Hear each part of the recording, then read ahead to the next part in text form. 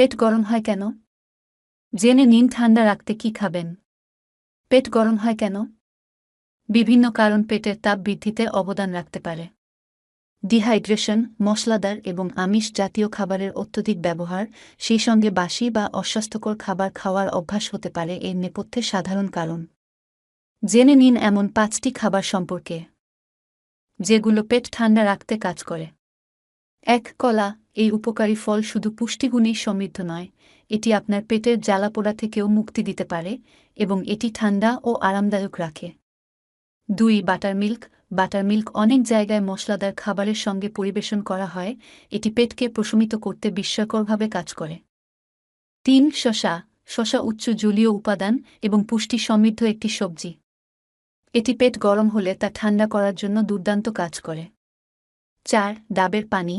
ডাবের পানি খেলে আপনার শরীরে একটি প্রাকৃতিকভাবে শীতলতা অনুভব করবেন। 5. দই। দইয়ের প্রোবায়োটিক বৈশিষ্ট্য পেটের উপকারের জন্য বিখ্যাত। পেটের তাপ কমানোর একটি নিশ্চিত উপায় হল দই খাওয়া। ভিডিওটি ভালো লাগলে লাইক, কমেন্ট ও শেয়ার করে সাথে থাকুন। ধন্যবাদ।